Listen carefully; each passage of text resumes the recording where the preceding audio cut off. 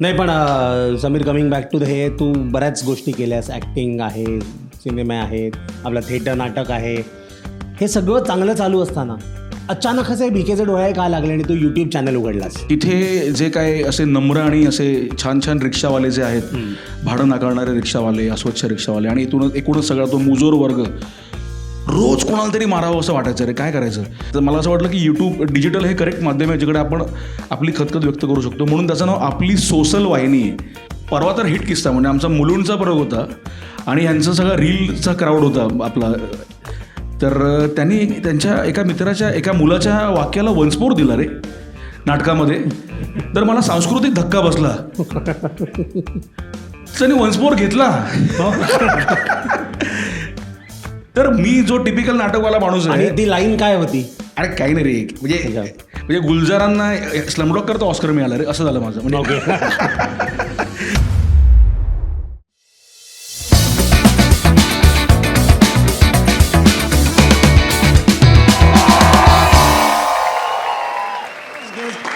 Please welcome the one and only Sameer Khandekar.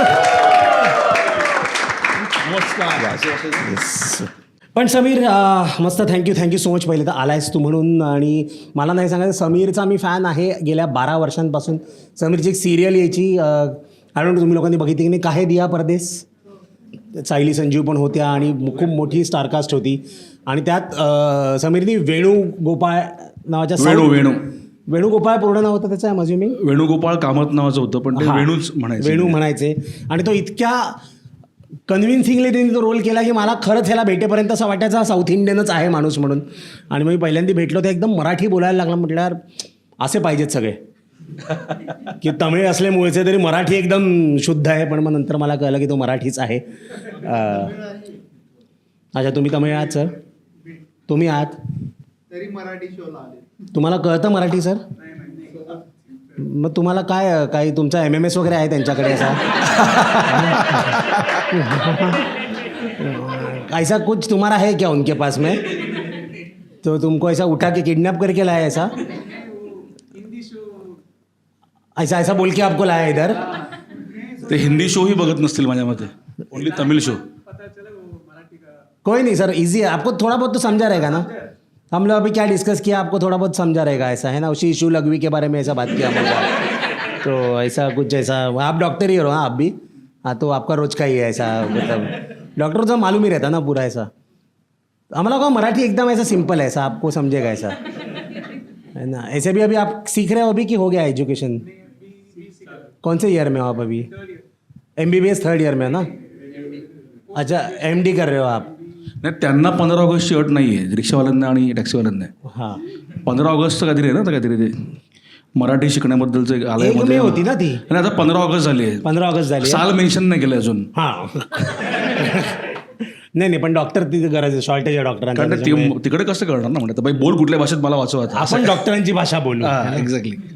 नहीं but आपको ना समझ में आ जाएगा, ऐसा नहीं समझा ना तो बाद में शो के बाद में आपको पूरा ट्रांसलेट करके. और इतना क्या महत्व का नहीं है इग्नोर मारने का, मतलब अपने दोस्त हंस रहे हंसने का, जवाबदारी से. हां, तुम्ही काय करा ना, असं एकदा काय आम्ही काही असं बोललो आणि हसण्यासारखं असेल तर चिमटा काढा, नाही त्याला कळेल हसायचं आहे म्हणून, है ना. आता ते चिमटा काढतात. हां, मस्तीत नको, असा सिरियस असा आहे ना. पण येस समीर, आपण कशावर होतो? हां, मगाशी तू ऐकलंस आमचं काय चर्चा चालू होती? मी शीपर्यंत आलो आणि मग शी शू आणि ते थुंकण्यापर्यंत होतो. मग मी पण म्हणजे ॲक्च्युअल जागी करायला गेलो. मग म्हणजे मला ते सुरू होतं, सिविक सेन्सबद्दल सुरू होतं माझ्यामध्ये, राईट. तू पण आधीपासून मुंबईतच लहानाचा मोठा झाला आहे. मी लालबागचा आहे, मुंबई जन्मभूमी, कर्णभूमी सगळीच मुंबई आहे. येस. तर काय वाटतं रे, मुंबई काय सध्या तुला वाटतं, असं चांगली होतीये ओव्हर द इयर्स का खराब होतीये, का असं वाटतं सोडून जाऊया आपण मुंबई, यार कंटाळा आला? अरे बापरे, सगळंच म्हणजे सगळ्याची उत्तर तुला माहिती आहेत आणि काय बोलायचं. आणि नाही गंमत बघ, थोडंसं गंभीर तू छेडलंयस मला आता म्हणून. हां, आता मध्ये ना एक त्यांना पण आपण जरा प्रमोट करूयात, कर्ली टेल्स नावाचं चॅनल आहे. त्या एका इंटरव्ह्यूमध्ये ना शक्ती मोहन डान्सर आहे, त्यांच्या कुटुंबियांचा इंटरव्ह्यू घेत होती ती कर्ली टेल्स. तिच्या आईला तिने विचारलं की आपको कैसा लगा ये बंबई शहर जब आप यहाँ पे आई? ती म्हणाली खराब. ओके, सो एक मुंबईकर म्हणून मला ते अस्वस्थ वाटलं. म्हणून मी त्यांना काय शिवीगाळ नाही केली. पण मला एका पॉईंटला वाटलं की 10 वर्षापूर्वी 15 वर्षापूर्वी ह्या ज्या मुंबईत आल्या तेव्हा त्यांना हे शहर खराब आणि बकाल वाटलं आणि त्यांनी दिल्लीशी कम्पेअर केलं हे शहर. तर मग आपण बघणं सुद्धा गरजेचं आहे की खरंच त्यांना खराब का वाटलं आणि ते खराब कुणामुळे झालं. म्हणजे हे हाच लोंढा मुंबईमध्ये आला आणि ह्याच लोंढ्याने कंप्लेंट करायची की कितनी गर्दी आहे यहाँ पे. तर हे किती कॉन्ट्राडिक्टरी स्टेटमेंट आहे. तुम्हीच केली आहे गर्दी. तुम्हीच केली ना गर्दी. आमच्या लहानपणी नव्हती. और ये अगर खराब था तो फिर आप क्यों आहे यहाँ पे. आणि मध्ये खूप विनोदी स्टेटमेंट झाले की इथल्या काम करणाऱ्या अमराठी माणसांनी परप्रांतांनी ह्याची इकॉनॉमी वाढवली. हे जर मुंबई शहर किंवा हा महाराष्ट्र डबगायला आला होता तर तुम्ही तुमच्याकडच्या प्रगत राज्यांमधनं इथे का आलात. आम्ही आमचं जगलो असतो की. तर हे सगळं सांगायचा मुद्दा असा की अनफॉर्च्युनेटली मराठी शब्द वापरला अनफॉर्च्युनेटली, मला असं म्हणावं लागतं की खरंच झालं आहे आपलं शहर बकाल. आणि हे सगळं बघतोय आपण, ट्रेनची गर्दी आणि सगळं, आणि सगळ्यांना सगळं माहिती आहे आणि सिव्हिक सेन्सच्या गोष्टी आपण करतो. पण आता हे सगळं आता युज टू झालं आहे. जसं की टेबल आणि अनफॉर्च्युनेटली शब्द आपण मराठीमध्ये स्वीकारले, तसं रस्त्यावरती थुंकणारा, रस्त्यावरती लघवी करणारा हा तर आपण आता सवयीचं झालं आपल्याला. आता आपण मागाशी कोणतरी म्हणालं की ऐकत नाहीत, जातात. आता काय करायचं. आता सगळ्यांना बहुतेक माधव आपटे व्हावं लागणार आहे. माधव आपटे माहिती आहे तुम्हाला, डोंबिवली फास्टचा माधव आपटे, ते व्हावं लागणार आहे बहुतेक. मी तेच सोल्युशन देत नाही म्हणतात. त्या नाही, हिंसा नाही करणार म्हणतात. खूप हिंसा झाली 2025-22 पर्यंत. मग घरचे म्हणाले थांब आता, मारून मुटकून काही होणार नाही. पण झालं आहे शहर आणि मला वाटतं की ते आता आपल्याच हातात आहे. आता म्हणजे हेही खूप बोथट विधान आहे आपल्या हातात. नाही पण समीर, कमिंग बॅक टू हे, तू बऱ्याच गोष्टी केल्यास. ॲक्टिंग आहे, सिनेमे आहेत, आपलं थिएटर, नाटक आहे. हे सगळं चांगलं चालू असताना अचानक असं भिकेचे डोळे का लागले आणि तू यूट्यूब चॅनल उघडलास.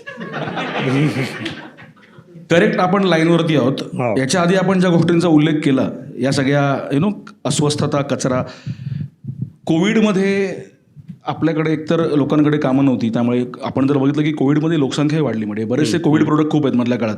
करायचं काय कोविड म्हणजे, तर बऱ्याचशा मराठी आणि अमराठी आपल्या मित्रांनी वडापावच्या गाड्या काढल्या, रिक्षा, व्यवसाय सुरू केले. तर आसोवा हे कोविडमधलं प्रोडक्ट आहे. चॅनलचं नाव आहे आसोवा, आपली सोशल वाहिनी. सो मधल्या काळात मी बोरिवलीमध्ये राहत असे आणि तिथे जे काय असे नम्र आणि असे छान छान रिक्षावाले जे आहेत, भाडं नाकारणारे रिक्षावाले, अस्वच्छ रिक्षावाले, आणि एकूणच सगळा तो मुजोर वर्ग, रोज कोणाला तरी मारावं असं वाटायचं. रे काय करायचं, मग ह्या सगळ्याचा निचरा करायचा कशातून. तर मला असं वाटलं की आता आपण तर कलाकार आहोत, आपण लेखणीतूनच व्यक्त होऊ शकतो. आणि त्यावेळेला सगळं थिएटर बंद होतं, काही करायचं नाही. तर मला असं वाटलं की यूट्यूब, डिजिटल हे करेक्ट माध्यम आहे जिकडे आपण आपली खतखत व्यक्त करू शकतो. म्हणून त्याचं नाव आपली सोशल वाहिनी आहे. आपली काय, तर मला असं वाटतं की सगळ्यांचे सेम प्रॉब्लेम्स आहेत. सोशल काय आहे, तर सोशलचं ते अपभ्रंशाणी आहे आणि सल मांडण्याचा प्रयत्न केला आहे. सो आसोवाचं मुळातच क्रेडिट सगळं जातं ह्या सगळ्या सिव्हिक सेन्स फॉलो न करणाऱ्या सगळ्या आपल्या या सगळ्या मित्रांना. त्यामुळे सगळं त्यांना घेऊन ती सगळी भडास बाहेर काढण्याचा प्रयत्न केला. त्यामुळे भिकेचे डोहाळे खरं तर त्यांच्यामुळेच लागले यूट्यूबचे. आणि आता काय नेक्स्ट यूट्यूबच आहे. त्यामुळे आणि यूट्यूबनी एक शपथ घेतली आहे माहिती आहे ना, काही असं आपल्यासारखी लोक आहेत, यूट्यूबनी असं हे केलंय की ह्यांना ना पटकन सक्सेस मिळाला, चांगलं दाखवायचं नाही. हो. त्यांच्या डोक्यात जाईल आणि ते ॲरोगंट होतील. म्हणून आपल्यासारख्या लोकांना हंबल ठेवण्यासाठी आपल्याला व्ह्यूजच देत नाही यूट्यूब सध्या, आहे ना. यूट्यूब पुश करत नाही. राईट. हो, 4 शिव्या टाक तू, थोडंसं अजून अश्लील काहीतरी घे, म्हणजे मिलियनमध्ये जातं.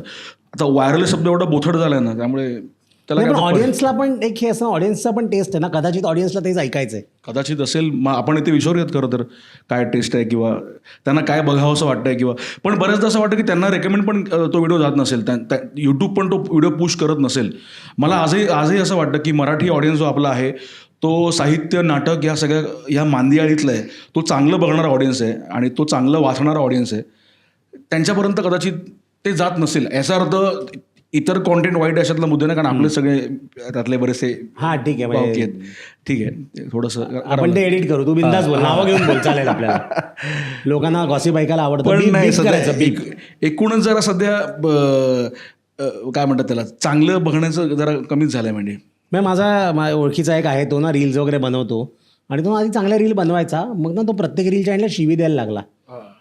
आणि आधी तो ट्रेननी फिरायचा, शिवी द्यायला लागल्यापासून आता त्यांनी BMW घेतली. त्याच्यामुळे मोठी यादी आहे असे माझ्या ओळखीतले. म्हणजे तोच आहे की जो मला माहिती आहे. हो, मी आता त्यातल्या काही लोकांबरोबर नाटक म्हणून करतोयस. अरे बापरे. नाही, गंमत करतोय. सो समीरनी आता सध्या एक बनवा बनवी नावाचं नाटक नवीन सुरू केलं. तर तू निर्माता आहेस? नाही, मी ते नाही केलं. मी लिहिलं, लेखक, दिग्दर्शक आहे. आणि इन्फ्लुएन्सर्स बरोबर समीर नाटक करतोय. सो त्याचा एक्सपिरियन्स कसा आहे समीर, की हे प्रायमरली नॉन ॲक्टर्स आहेत. तू मगाशी म्हणाल तसं 1 मिनिटाचं ॲक्टिंग करणाऱ्या लोकांकडून तू आता 3 तास ॲक्टिंग करतोयस. सो त्यात काय चॅलेंज होता किंवा काय गमती होत्या त्यात? खरं सांगायचं आहे काय कसं काय? हां.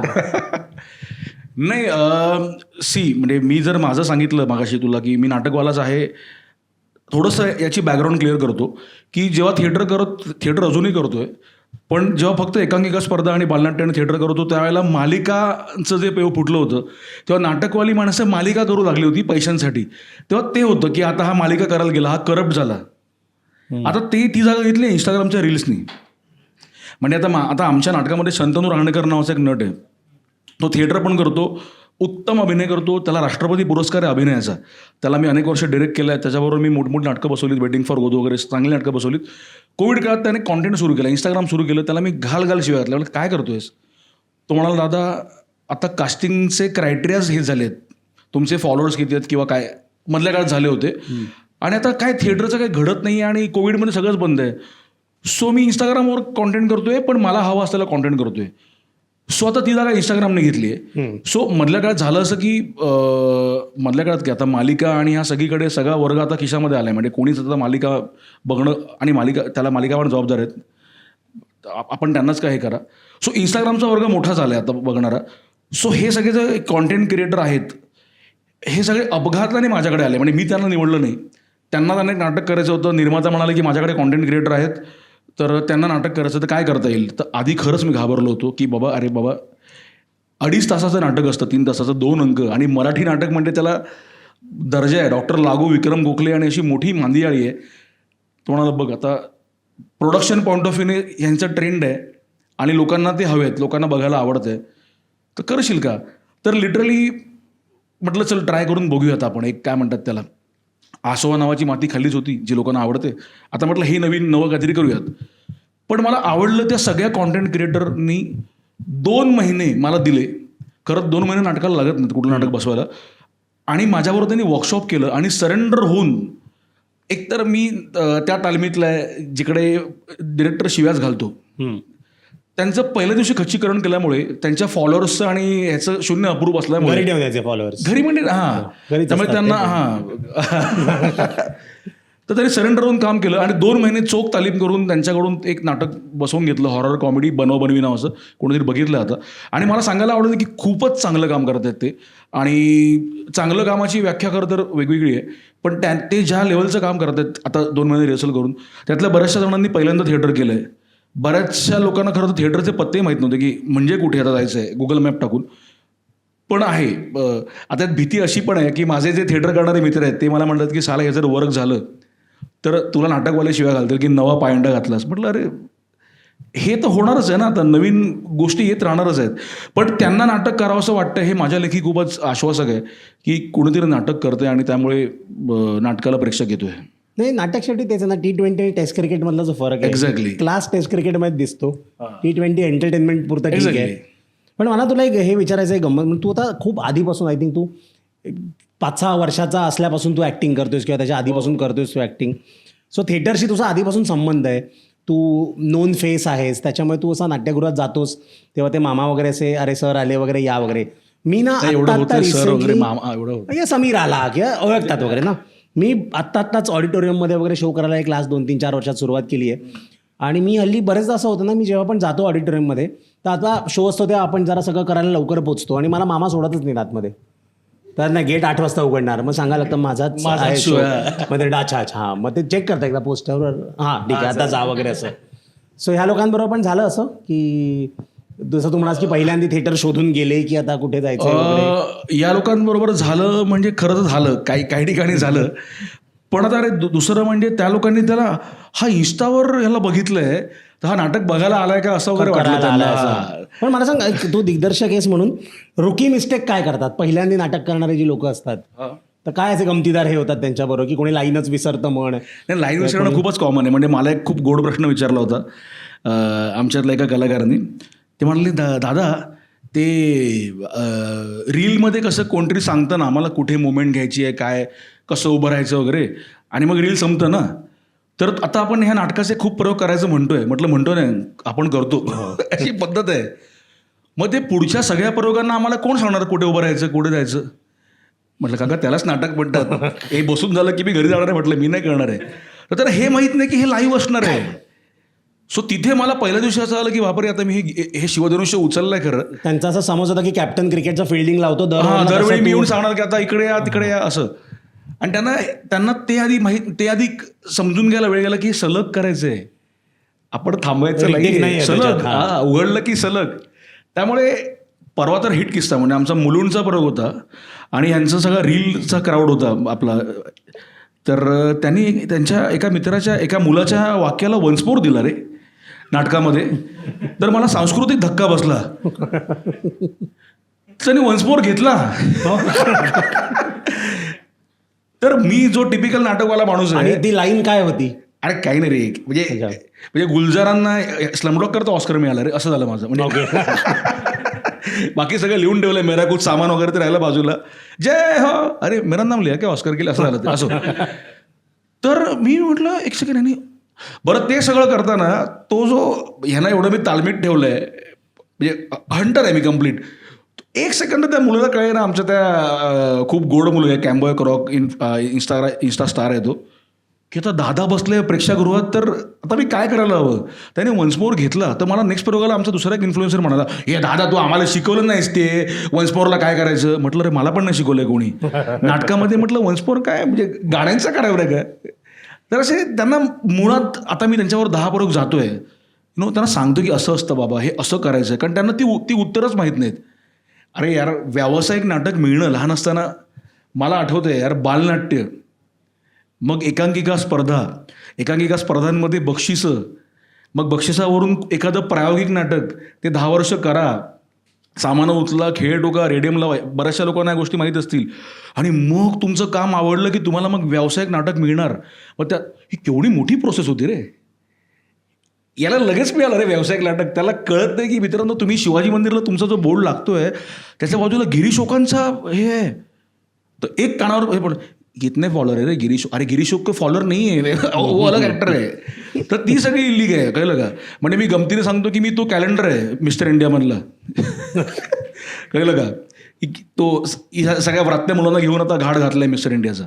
पण धमाल नाटक आहे बघायला या तुम्ही. म्हणजे बघितलं पण आहे आणि चांगलं आहे म्हणजे. आणि तू पर्सनली ऍक्टिंग पण बऱ्याच नाटकांमध्ये करतोस आणि त्यासाठी तू दौरे वगैरे पण बाहेरचे वगैरे करतोस. सो तो अनुभव कसा आहे की एका नाटकाबरोबर जेव्हा तू असं बाहेर जातोस. धमाल अनुभव आहे. म्हणजे एकतर प्रत्येक आता मध्ये आम्ही सिडनीला प्रयोग केले मेलबर्नला प्रयोग केले. तिकडच्या प्रेक्षकांना तू पण आता आपण एकाच जागी आपणच फोनवरती बोललो होतो. खूप त्यांना बरं वाटतं की मराठी प्रेक्षक आपल्याकडे आला आहे आणि काहीतरी छान करतो आणि ते खूप मनापासून तुमचा प्रयोग एन्जॉय करतात कळलं का. म्हणजे भारताबाहेरचे प्रेक्षक किंवा दुबई तर आता काय कल्याणपेक्षा जवळ आहे त्यामुळे दुबईत खूप प्रयोग होतात.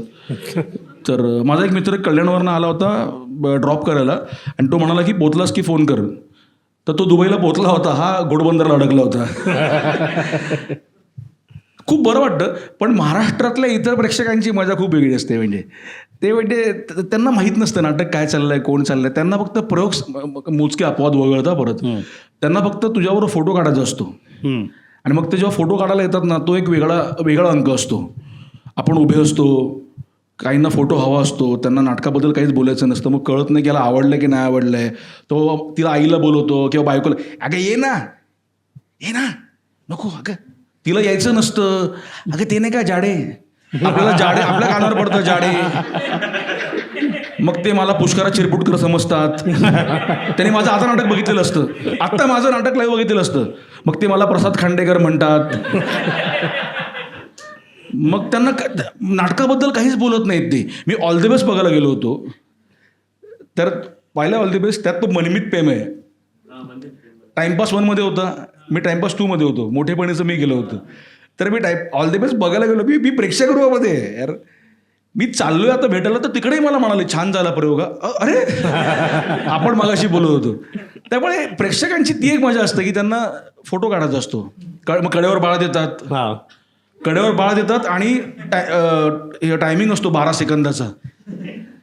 आणि ते बाळ माझ्या कडेवर आहे. अरे पण नाटकाबद्दल काहीच बोलत नाहीत. मला पण असं कोणी बाया दिलं ना कडेवर की मी आधी ना जरा हात लावून बघतो डायपर आहे ना.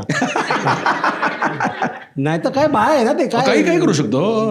आणि मगासपासून तोच विषय चालू आहे की मोठ्या लोकांना कंट्रोल नाही होत कधी कधी, तर बाळ आहे ते छोटं. असं नसेल ना, जर असं एकदम असं मऊ जर असं नाही लागलं तर मी देतो. तुमचं मूल तुमची, आपलं कुटुंब आपली जबाबदारी ना, मी नाही सांभाळणार. पण बाहेरच्या प्रयोगांना हे पण होतं ना, बरेचदा लोक लहान मुलांना घेऊन येतात आणि मग स्टेजवर येतात ना, तेव्हा मला वाटतं आई वडील येतात त्या मुलांना पट्टी पडवून घेऊन जातात. तर ते मुलं येतात आणि म्हणतात मला कार्यक्रम खूप आवडला. म्हटलं तुला घंटा काय कळलेलं नाही. ठीक आहे. पण ते दुसतं असं मराठीचं असं एक आपल्या मुलाला मराठी येते असं तरी दाखवण्यासाठी. मराठीमध्ये बोलणारा तू लहान मुलगा बघितलायस. मी काही भारताबाहेरचे प्रयोग केलं होतं तिकडे, त्या लहान मुलांबरोबर मला बोलायचीच भीती वाटत होती. आपलं मराठी मीडियमचं इंग्लिश ना रे, तर ते काय ऍक्सेंट मारल्यानंतर आपण ऍक्सेंट तिकडे पाहिलंय, दुग्ना लगान देणं पडेगा आलं, दुग्ना लगान देणं पडेगा. तर त्याला काय, त्याच्याबरोबर कम्युनिकेट कसं करायचं ना आपण, आणि त्याला बरं का आणलंय तुम्ही, त्याला काहीच माहित नाहीये नाटकाबद्दल. तर तोही त्याच्यातनं पण मी त्याही दिव्यातनं गेलोय. आपलं साधी होती रे पिढी. मगाशी आपण बोलत होतो तसं हल्लीची पोरं आहेत ना, 5 वर्षाची पोरं इंग्लिश गाणी फटाफट एड शिरनची वगैरे म्हणतात. मला पहिलं इंग्लिश गाणं पूर्ण गाता आलं 9वीत असताना. ते कोणतं होतं माहिती आहे? ब्राझील. कारण त्या गाण्यात फक्त एकच शब्द आहे, ब्राझील. पण तुला माहिती आहे ना, ब्राझील गाणं ज्याने लिहिलं त्यांचेच कोणीतरी पूर्वज मराठी पण होते, आणि त्यांनी मराठी एका मालिकेचं गाणं लिहिलं होतं, त्याचं नाव होतं तिसरा डोळा. तिसरा डोळा. तुम्हाला माहिती आहे कुठं तिसरा डोळा मालिका होती? नाही सॉरी, मी खूपच त्या मालिकेचं टायटल सॉन्ग जे होतं ते होतं तिसरा डोळा मालिकेचं नाव, आणि एक 20 सेकंद एवढंच वाजायचं, तिसरा डोळा, आणि 18 व्हेरिएशनमध्ये वाजत. म्हटलं कवीने काय लिहिलं असणार आहे, तिसरा डोळा हे घ्या गाणं. तसं ते ब्राझीलचं आहे. वाटतं ते डेडलाईन बिडलाईनचं पण असेल की रात्री आले असेल सकाळला पाहिजे, विचार काय तिसरा डोळा येईल एक, आणि ते टाकलं पुढे. पण पूर्वी काय सिरियल असायच्या यार, आयकॉनिक कमाल कमाल यार. आणि मला असं वाटतं पूर्वी ना दुसरं काही नव्हतं, डिस्ट्रॅक्शन नव्हतं, त्यामुळे ज्या एकाग्र चित्ताने आपण सिरियल बघायचो ना. मी आता रमेश भाटकरांची 100 अजून सगळ्या एपिसोड माहिती आहे. आभाळ माया, वादळ वाट वगैरे केवढा मोठा वर्ग असेल. नाही, वादळ वाटचा असेल ना वर्ग इथे, सॉरी, झपाटलेला हा सिनेमा होता. झपाटलेला वाडा नावाची सिरियल होती, माहित नाही माझ्या बघण्यात. आपण मोठे झालो होतो मला तोपर्यंत. आमच्या लहानपणी ते असायचं, आहट, झी हॉरर शो, आहट. आणि मग तो किल्ले का रहस्य कोणाला आठवते? त्याच्यासाठी तुम्हाला खूपच म्हातारा व्हावं. कुठलं किल्ले का रहस्य, ते मला माहिती. दूरदर्शनवरती लागायची, जेन्युइनली स्केरी सिरियल. अलिफ लैला भाई, अलिफ लैला बघणारा पण वर्ग असेल ना. अलिफ लैला कॉमेडी शो जास्ती होता. मला सांगायला आवडेल, कायदिया परदेशमध्ये तुम्ही बघितली म्हणते काय, त्यात जे शिवचे वडील जे होते, जे मिर्झापूरमध्ये सुद्धा होते कॉप, गुड्डू पंडितचे सासरे जे झालेत ते अलिफ लैलाचा हिरो. उमेदीत ते सगळे अलिफ लैला, सिंदबाद सफारी वगैरे ते सगळे हिरो. म्हणजे खूप लोकांना आपण आत्ताच तू मगाशी म्हणालास तेव्हा कळलं, आणि मला शाहनवाज प्रधान सर बघून असं माहिती नव्हतं. पण मला तर तो विषय आला म्हणून विचारतो, मिर्झापूर वगैरे ज्या सिरियल आहेत त्या तुला ॲज अ ऑडियन्स आहे किंवा ॲज अ हे तुला आवडतात त्या सिरियल? मी एन्जॉय केलं, मिर्झापूर शो एन्जॉय केला, नेटफ्लिक्सचे पण सिक्रेट गेम वगैरे एन्जॉय केले मी. ओके. हो. पण तुला असं वाटतं त्यात जे व्हायलन्स आहे किंवा जे हे आहे ते जस्टिफाईड आहे किंवा तेवढं चालेल असं? मला वाटतं असावं, तिकडे असेल त्या भागात कदाचित. आणि काय मला असं काय तो ऑड नाही वाटलं, म्हणजे तो त्या प्रेक्षकांसाठी आहे. म्हणजे हा सध्या मालिकांमध्ये जो व्हायलन्स चाललाय त्यापेक्षा नक्कीच बरं आहे ना. म्हणजे काय होतं, लॅपटॉप धुणारी सून किंवा असं, हा मग हे सगळं एवढं भीषण चाललंय होतं, माझं काम जाते आज. मी माझ्या वडिलांवरती जोक केला होता मध्ये, तर मला युट्यूबवर कमेंट आली की हे शोभत नाही तुम्हाला वगैरे. अरे बाप. आणि ज्यांनी कमेंट केली ना त्याचं नाव गुड्डू होतं आणि त्या गुड्डू पंडितचा फोटो होता डिस्प्ले पिक्चरचा. म्हणून ते मला ना ते झेपलंच नाही. म्हटलं की असं नॉर्मल कोणी काका वगैरे असते असे दादरला वगैरे राहणारे, त्यांनी हे केलं समजू शकलो सर, ठीक आहे काकांचे संस्कार आहेत काकांवर वगैरे, पण हे म्हणजे एवढे डबल स्टँडर्ड. तो मोठा वर्ग आहे, म्हणजे ते कमेंट्स फ्री आहेत ना रे, त्यामुळे करायचं काय, सकाळी उठायचं, आंघोळ करून चहा झाला की. मगाशी आपण जो डिस्कस करत होतो, मला वाटतं माझा मुद्दा हा आहे की फेक अकाउंट बंद करून टाका. कारण जर तुमचं नाव असेल ना, की तुमचं नाव काय असेल, डॉक्टर XYZ जे पण असेल ना, तर तुमच्या कमेंट पण अशा रिस्पेक्टफुल असेल. तुम्ही शिव्या पण द्यायच्या असतील ना, तुम्ही थोड्या पद्धतीत द्याल की हे नाही आवडलं मला, हे असं डायरेक्ट आईला उचके येतील वगैरे असं काही लिहिणार नाही ना. ते असं मला वाटतं ते हे करायला पाहिजे. इंटरनेट जरा असं चांगलं होईल. आणि तू एक हे पण बघते हल्ली कमेंट सेक्शनमध्ये काय क्रिएटिव्हिटी आहे रे, अरे कमाल कमाल. है ना. म्हणजे बरेच थोर आहेत सगळे ते. आणि अमेझिंग आहे. मग त्याला एक वेगळं एक IQ लागतं रे. मग कधी कधी लोक असं ना, कोणी असं घाणेरडी कमेंट लिहिली की खाली कमेंट येते की sir please ignore the haters, they are true. आणि असं बरेचदा येतं की I had not laughed for last 5 days, today is the 6th day. ह्या ज्या लोकांच्या कमेंट, हे मस्त मायावी लोक जे आपण म्हणतो ना तसे आहेत. मग ह्याला कर माझे जुळती ती लिग सगळी. कधी कधी तर काही काही व्हिडिओजच्या खालची कमेंट सेक्शन जास्ती फनी असते. मला खरं ते बघायला आवडतं. मी व्हिडिओ स्किप मारतो. खाली कमेंट्स आहेत ना, साहित्य जे आहे ते साहित्य खूप महत्वाचं आहे. हा साहित्य आहे सगळं ते. धमाल. तो आता आपला ऍक्टर कोण आहे रे, मलाइका अरोराचा बॉयफ्रेंड होता बघ, की आता सध्या अर्जुन कपूर. हा ऍक्टर म्हणालास तू म्हणून मला आठवेल. हा सॉरी. मला अर्जुन कपूर. हा. तर त्याच्या व्हिडिओवरती कोणाची तरी कमेंट होती की सर तुमच्याकडे देवाची देणगी आहे, ती लगेच जाऊन देवाला परत करून या. पण लोकांचं ना, म्हणजे मला आश्चर्य वाटतं, डोनाल्ड ट्रम्पचं काहीतरी चाललंय तिकडे वगैरे असं. तर आपल्याकडे कुठेतरी बुजुर्ग गावातला कोणतरी दोघं चहा पीत पाय खाजवत काहीतरी ह्याला मारला असता, इकडे येऊन दाखव वगैरे. हे अरे काय डोनाल्ड ट्रम्प, तुझा बाप तुझा ऐकत नाही, घरात बसलाय तू. मला मजा येते त्यांची. पण ती मजा समीर मी सांगतो, डोनाल्ड ट्रम्प असा माणूस आहे ना, तो खरंच येईल पण बुद्रुक. आता येईल डोनाल्ड ट्रम्प नुसता बोलत नाही, व्हेनेझुएलाच्या प्रेसिडेंटला घरातनं उचलला. हो हा रे. है ना, ते काही गोष्टी किंवा त्याचं तिकडचं एखादं फाईलमध्ये असेल कोणतरी तिकडच्या, सांगतात नाही. तू ये कधीतरी विजासाठी अप्लाय करशील. मग तुला हल्ली माहिती आहे, तुम्हाला हे पण झालंय की US चा विजा जेव्हा अप्लाय करताना तेव्हा ते तुमचं सगळं सोशल मीडिया वगैरे चेक करतात. मग मी आता हे करणार आहे, मी ते पण करतात मी सगळे जुनं ट्विटर 2010 पासून पद्धती सगळं डिलीट केलं. मी ओबामाचे पण डिलीट केलं, म्हटलं चान्सच नाही घ्यायचं.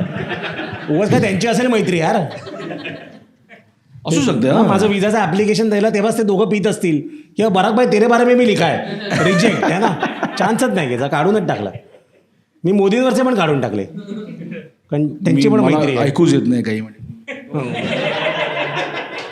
उद्या काय मोदी त्यांना चॉकलेट देतील, ते मित्र होतील ना.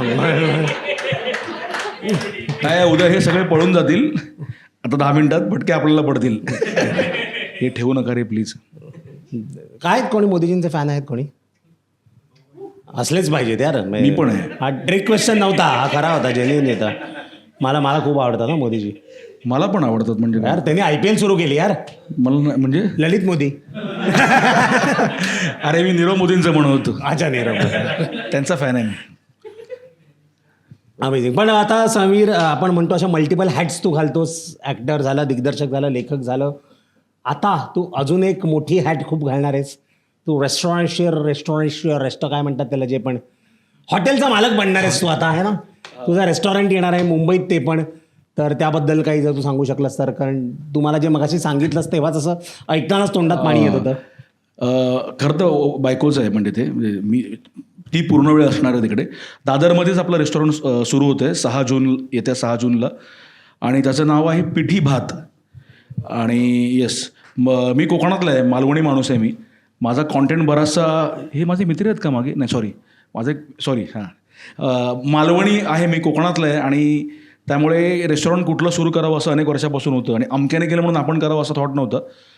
तर पिठी भात ही कॉन्सेप्ट घेऊन आम्ही आलो आहोत.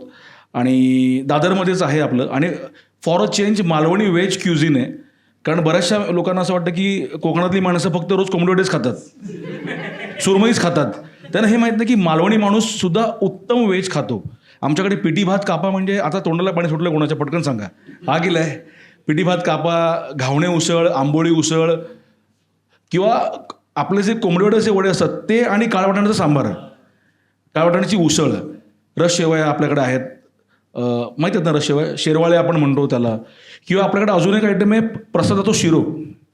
आपण पूजेला जात असतो, म्हणजे पूजा होत असतात सध्या, त्यांचे खूप प्रयोग लागतात. तर तिकडे जो शिरा मिळतो आपल्याला, लहान असताना मी जायचो आणि तो शिरा प्रसाद मिळायचा आपल्याला, तो घेऊन. सॉरी प्रसाद. अच्छा हा, ओके सॉरी मी उशिरा आल्यामुळे तो शिरा मिस केला. तर तो चांगला चुंगला शिरा, तर तो आपण आपल्याकडे देतोय. तर प्लीज सगळे या, मालवणी व्हेज रेस्टॉरंट आहे आणि नाव पण युनिक आहे, पिठी भात. आणि पिठी भात कापा तुम्हाला खायला मिळतील तिकडे. आणि मला सांग ना, एक ना थोडी खाद्य संस्कृतीत एक विकृती आली आहे आपल्या, की हल्ली काही काही जागी ना पुरणपोळी आईस्क्रीम आणि मोदक आईस्क्रीम वगैरे असतात, की एका वेळेला 2 डेझर्टचा अपमान. तर तसं पण काही असणार आहे? नाही माफ करा, खरंच सॉरी, म्हणजे हे नाही ठेवू शकलो आम्ही, म्हणजे म्हणजे ते ना तुझे म्हणतोस ते पोट घाबरलं पाहिजे की काय पडतंय आता. आणि जबाबदारी खालच्यावर आहे परत, आणि ते परत शिऱ्यावर जातं. नाही साधं सिम्पल फूड आहे. आता मध्ये जपानला जेव्हा होतो तेव्हा मला एक बरं वाटलं की जपानमध्ये एक तर तिकडचं मला काही खाता नाही आलं, तो भाग वेगळा, पण त्यांनी त्यांचं लोकल फूड, त्यांच्या मातीत बनणारं फूड जे आहे ते इतकं छान नम्रपणे विकू लागले. तर मला असं, आम्ही दुबईमध्ये असताना पण तिकडचे एशियन बोल, सिंगल बोल मील जे आहेत, तर मला असं वाटलं की मला आणि बायकोला माझ्या, की आपण का आपल्याकडचं विकत नाही आहोत. आणि खरं तर ना आपल्या अमराठी मित्रांना विचारा कोणाला की त्यांना असं वाटतं की महाराष्ट्रीयन म्हणजे फक्त मिसळ, फक्त. तर केवढं आहे, म्हणजे फक्त मी कोकण म्हणत नाही आहे, विदर्भ घ्या, पश्चिम महाराष्ट्र घ्या, गोळा भात, केवढ्या आपल्या गोष्टी आहेत. तर आपण त्या ग्लॅमराईज करत नाही.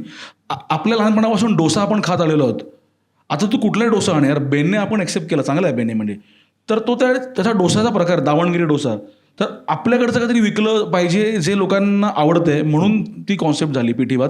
आणि सिम्पल आहे, त्यात काही जादूचे प्रयोग नाही आहेत, हे टाकून ते केलं, अमुक टाकून ते केलं, असं काही नाही आहे. आणि मला आय एम शुअर हे चालणार आहे प्रकार, कारण ना युनिक, हे फार अशा जागी मिळत नाही, हे सगळ्या नाही गोष्टी मिळत, खरंच नाही मिळत. तुम्ही कुठेही गेलात तरी, आणि मालवणी माणसंच आहेत, त्यामुळे असं मालाडचं मड मालवणी नाही आहे ते, म्हणजे वेगळी माणसं येऊन असं नाही आहे ते. मालवणी तिकडे पण एक आहे खरं. हा, ते वेगळं, ते मालाडचं मालवणी वगैरे. म्हणजे एकदा मी कुठेतरी गेलो होतो वेगळ्याच बेल्टमध्ये, तिकडे एरिया ना, तिकडे गेलं की मोदींना PM नाही समजत, ते वजीर आलम म्हणतात. वजीर आलम, तो वेगळा खंडच आहे, म्हणजे ऑस्ट्रेलिया आणि मग मालवणी असं पडतं. पण समीर, एक हे विचारायचं की पुढचं आता एक्साइटिंग काय आहे, की पुढचा सिनेमा तुझा कोणता येणार आहे, किंवा तुझी पुढची सिरियल कोणती येणार आहे? एक हिंदी सिनेमा येऊ घातला आहे, त्याच्याविषयी बोलता येणार नाही मला. एक मोठ्या बॅनरची फिल्म आहे, आणि त्याच्यामध्ये एका महाराष्ट्रामधला आपल्या एका खऱ्याखुऱ्या एक राजकारणी होऊन गेले, त्यांचं कॅरेक्टर एका हिंदी सिनेमात केलं आहे. तर हे या वर्षाखेरीस ते बघता येईल.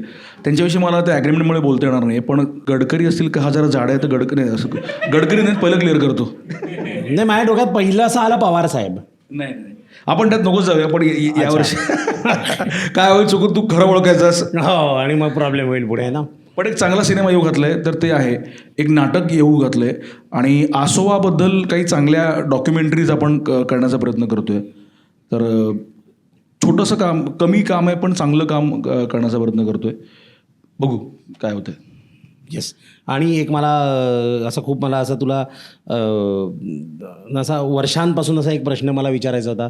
तुझं ना रायटिंग जे आहे ते नेक्स्ट लेवल असतं. म्हणजे आसोबाचे काही जे माझे जे फेवरेट आहे, मी मगाशी म्हटलं की पार्थिव कपूरांचा व्हिडिओ कोणी बघितलाय? ईशा डे माहिती आहे तुम्हाला? ऑफकोर्स, हास्यजत्रामध्ये जेव्हा ईशा डेचा पहिला व्हिडिओ, ज्यावरून तिला हास्यजत्रा आणि मग पुढे सगळं मिळालं. She is good friend of mine.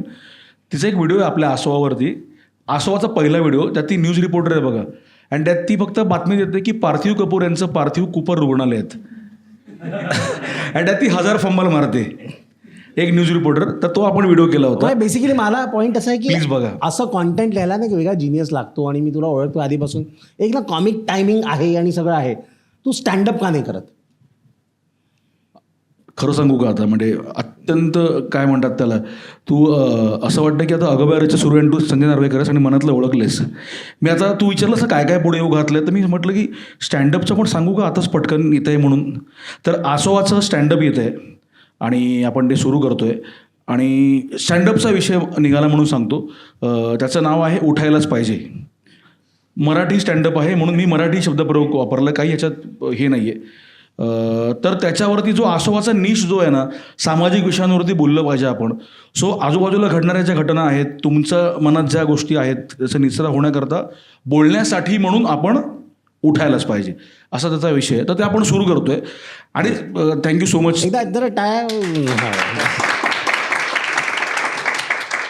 आणि मला दुसरं अजून मनापासून सांगायला आवडेल, म्हणजे ते हे तसं नाही आहे की तू मला ओटी भरलीस, मी तुझी ओटी भरली, तसं नाही आहे ते. तो कार्यक्रम नाही आहे. मी गिरण गावातला असल्यामुळे पुलंच्या मांद्या याच्यातलं आहे, त्या लीगमधलं आहे. म्हणजे ते आपले सगळ्यांचे काय म्हणतात मूळ पुरुष. बटाट्याची चाळ किंवा चाळ कल्चर असंख्य माणसं बघत आलो आहे आणि हे सगळं लिखाणातनं उतरत गेलं. नाटकामध्ये ते करण्याचा हे आला. पण स्टँडअप हे माध्यम अनेक वर्ष असं हे काहीतरी भारी माध्यम आहे, हे आपण करायला असं होत होतं. तर कधी लाईव्ह स्टँडअपचा शो बघता नाही आला प्रामाणिकपणे. पुलंना तर आपण सगळे बघत आलोत. मी लाईव्ह स्टँडअप शो बघितला आयुष्यात पहिल्यांदा, मंदार भिडे शो. मला वाटतं लोअर परळला कोणती जागा ती कॅनव्हास क्लबला तो आला सेकंड रो फर्स्ट रोमध्ये होतो आणि मंदार भिडेला पहिल्यांदा पाहिलं मी. आणि मला काय म्हणतात त्याला कमालीचं वाटलं की एकतर साधेपणा आणि आपल्याला वाटतंय तसा विनोद, आपल्याला आवडणारा विनोद. कारण हल्ली विनोद म्हटलं की त्याच्या वेगवेगळ्या व्याख्या आहेत आणि मधल्या काळात ते टॅगलाईन होते ना, विनोद मोठा झाला आहे. माहिती होतं एक तर खरंच झालं आहे का मला प्रश्न पडतो. तर मला यू आर द इन्स्पिरेशन आणि त्यानंतर मग मोठी लीग आपला अनिश गोरेगावकर मला आवडतो. तर मला असं वाटतं की ह्या सगळ्यातला मी नवखा प्लेअर आहे. पण येईन स्टँडअप आपलं येतं आहे आणि मला असं वाटतं की स्टँडअपचं पण माझं मोटिवेशन खूप ऑनेस्ट असेल. बाकीचे माध्यमं करतोच आहे पण जे साचलं आहे सगळं ते व्यक्त करण्याचा प्रयत्न करेन. आणि कदाचित तुम्हीच प्रेक्षक असाल जे सांभाळून घ्याल नाही का. तुम्ही असाल चिमट्या काढून त्यांना हसायला लावाल, तुम्ही या प्लीज या. ते येतं आहे आपलं आसवाचं स्टँडअप येतं आहे, तेही बोलून गेलो आता मी. थँक्यू. चालेल समीर, खूप खूप मजा आल्या तुझ्यावर गप्पा मारायला. तू वेळात वेळ काढून आला सांगतो. थँक्यू. थँक्यू. तर जोरदार टाळ्या झाला पाहिजे समीर खांडेकरसाठी. येस चालेल. Thank you so much Sameer.